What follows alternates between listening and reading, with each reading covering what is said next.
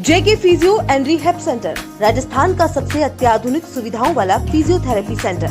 लकवा, कमर दर्द, नसों में खिंचाव जैसे रोगों का विश्वसनीय इलाज डॉक्टर पीयूष देवपुरा द्वारा। तो आज ही बुक करें अपना अपॉइंटमेंट।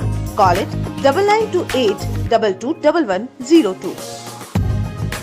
पूरे प्रदेश में भाजपा द्वारा परिवर्तन यात्रा निकाली जा रही है। इस कड़ी में राजसमंद जिले के नाथद्वारा में भी भाजपा की परिवर्तन यात्रा पहुंची। राजसमंद पहुंची परिवर्तन यात्रा में भाजपा के वरिष्ठ नेता वीके सिंह और सतीश पूनिया भी मौजूद रहे। परिवर्तन यात्रा के दौरान वीके सिंह और सतीश पूनिया श्रीनाथ जी मंदिर में दर्शन करने पहुंचे।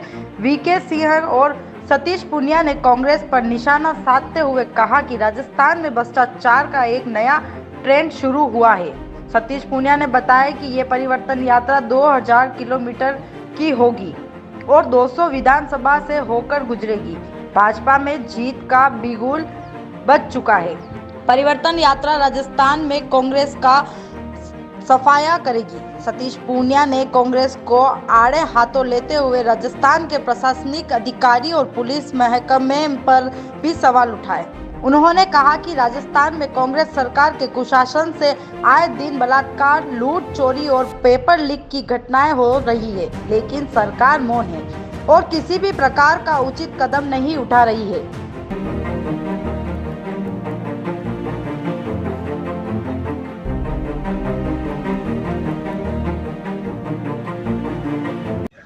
जो पैसा वो भारत की सरकार 90% इन्हीं योजनाओं के लिए देने के लिए तैयार है, लेकिन क्योंकि इसको बीजेपी के खिलाफ एक सियासी हथियार के तौर पर इस्तेमाल करना है और लीपापोती करनी है।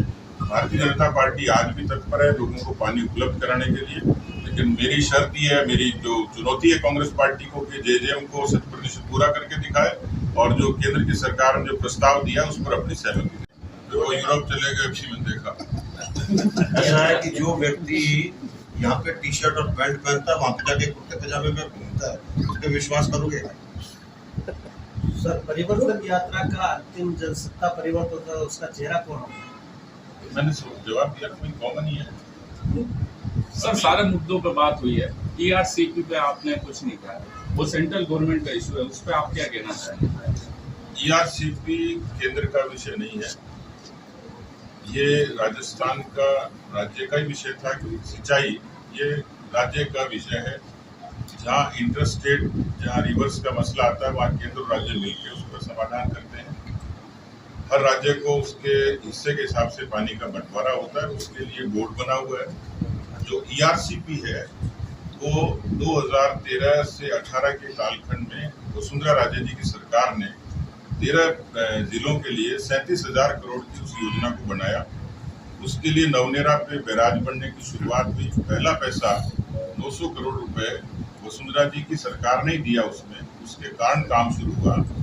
इस ERCP पे केंद्रीय मंत्री गजेंद्र सिंह जी बहुत बार स्पष्ट कर चुके हैं कि ERCP को कांग्रेस पार्टी ने, अशोक गहलोत जी ने खाली एक सियासी हथियार बनाया है, धरातल पर कुछ नहीं है। क्योंकि जो वाजपेयी जी ने रिवर लिंकिंग की जो योजना शुरू की थी उसी का मॉडल मध्य प्रदेश में सफल हुआ और केन बेतवा लिंक के जरिए लोगों को सिंचाई के पानी देने की कोशिश हुई। यहाँ पर भी वो स्पष्ट कर चुके हैं कि जो पानी की निर्भरता है, जिस पर अक्सर कहा जाता है कि ये 50% निर्भरता पर होगा, ये कहते हैं हम 75% पर करेंगे। मुझे लगता है कि केंद्र सरकार ने जो प्रस्ताव दिया था, क्योंकि उन्होंने एक लाइन पकड़ ली और आपने देखा होगा खुद करेंगे नहीं और चिट्ठी प्रधानमंत्री को लिख देंगे।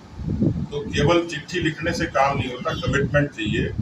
राजस्थान की जो ERCP के बारे में सरकार की मंशा ठीक नहीं है, न तो उससे सभी को सिंचाई का पानी मिलेगा, न पीने का पानी मिलेगा। जल जीवन मिशन का मैं आपको बयान कर चुका। भारत की सरकार ने, केंद्रीय मंत्री ने जो प्रपोजल दिया है उस प्रपोजल पर 90% भारत की सरकार खर्च करने के लिए तैयार।